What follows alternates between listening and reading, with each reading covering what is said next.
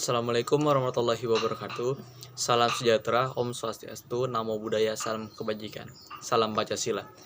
Bersama saya Mariel Kadar dari Universitas Esa Unggul, Program Studi Teknik Informatika, akan memberikan sebuah video pembelajaran tentang transformasi penerapan nilai-nilai Pancasila dalam kehidupan berbangsa dan bernegara. Transformasi mencakup proses untuk menerapkan suatu hal mengenai pengetahuan tertentu yang sudah dipelajari dan dipahami ke dalam suatu kebijakan tertentu yang akan merubah pola pikir, cara kerja, sikap, dan tindakan ke arah yang lebih benar, maju, dan terukur. Efektivitas dan efisiensi transformasi tergantung pada hasil pembelajaran, bila akan melaksanakan penerapan nilai Pancasila yang benar, dan juga dengan moral bangsa yang baik, yang akan dapat mengurangi perilaku tindak kejahatan seperti begal, pencurian, korupsi, narkoba, radikalisme, dan lain. Semestinya dapat dicegah dengan pembangunan moral Pancasila. Selanjutnya ada pandangan dunia terhadap eksistensi ideologi Pancasila. Pancasila bukan berpaham komunisme dan bukan pula berpaham kapitalisme. Pancasila pasti tidak berpaham individualisme dan tidak berpaham kolektivitisme. Bahkan bukan berpaham teokrasi dan bukan berpaham sekuler. Dinamika transformasi nilai-nilai Pancasila bagaikan pendulum yang selalu bergerak ke kanan dan ke kiri seimbang tanpa pernah berhenti tepat di tengah. Transformasi tiga tataran nilai ideologi Pancasila.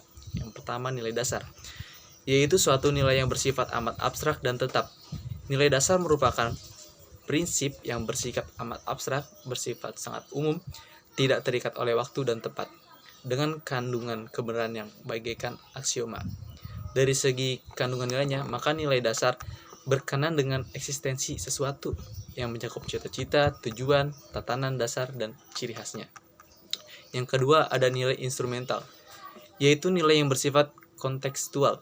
Nilai instrumental merupakan penjabaran dari nilai dasar tersebut yang merupakan arah kinerjanya untuk kurun waktu tertentu dan untuk kondisi tertentu. Nilai instrumental ini bahkan harus disesuaikan dengan tuntunan zaman. Dari kandungan nilainya, maka nilai instrumental merupakan kebijaksanaan strategi, organisasi, sistem, rencana, program, bahkan juga proyek-proyek yang menindaklanjuti nilai dasar tersebut. Lembaga negara yang berwenang menyusun nilai instrumental ini adalah MPR, Presiden, dan DPR. Yang ketiga ada nilai praksis. Jika ditinjau dari segi pelaksanaan nilai yang dianut, maka sesungguhnya pada nilai praksislah ditentukan tegak atau tidaknya nilai dasar dan nilai instrumental itu. Bagi suatu ideologi, yang paling penting adalah bukti pengamalannya atau aktualisasinya dalam kehidupan bermasyarakat, berbangsa, dan bernegara. Suatu ideologi dapat mempunyai rumusan yang amat ideal dengan ulasan yang amat logis serta konsisten pada tahap nilai dasar dan nilai instrumentalnya. Akan tetapi, jika pada nilai praksisnya rumusan tersebut tidak dapat diaktualisasi, maka ideologi tersebut akan kehilangan kredibilitasnya. Transformasi Pancasila dapat terrealisasi jika kita sebagai warga Indonesia memahami nilai-nilai apa saja yang terdapat dalam Pancasila lalu menjalankan dalam kehidupan kita sehari-hari. Misal dengan cara menghindari diri dari perilaku diskriminasi. Selanjutnya ada aktualisasi Pancasila. Aktualisasi Pancasila itu dibagi menjadi dua. Yang pertama objektif, yaitu aktualisasi Pancasila dalam berbagai bidang kehidupan kenegaraan yang meliputi kelembagaan negara antara lain legislatif, eksekutif, dan yudikatif. Yang kedua ada subjektif.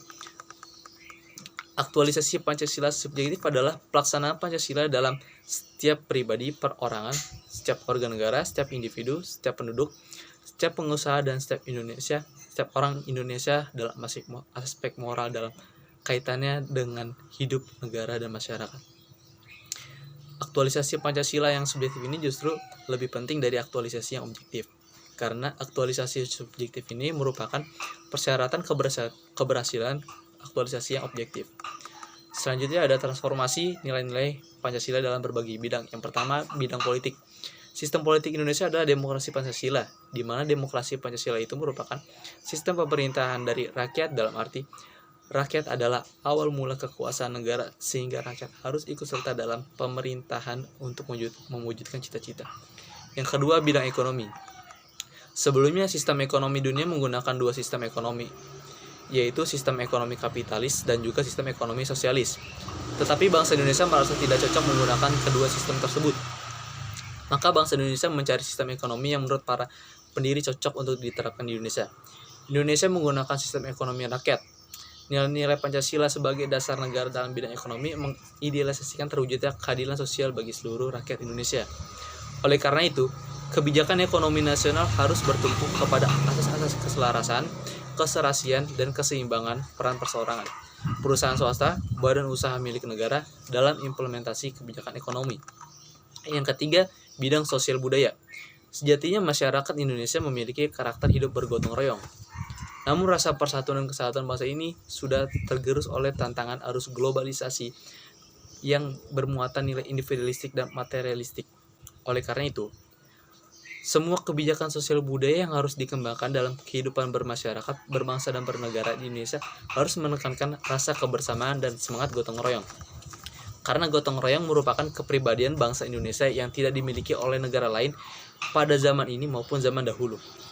Yang keempat, bidang hukum. Salah satu tujuan negara Indonesia adalah melindungi segenap bangsa Indonesia dan seluruh tumpah darah Indonesia. Kelangsungan hidup bangsa dan negara ini bukan hanya tanggung jawab dari TNI dan Polri saja, melainkan merupakan tugas seluruh warga negara. Karena kita yang memiliki negara ini, maka kita yang memiliki kewajiban untuk menjaganya. Terima kasih, sekian video pembelajaran dari saya. Kurang lebih mohon maaf. Assalamualaikum warahmatullahi wabarakatuh.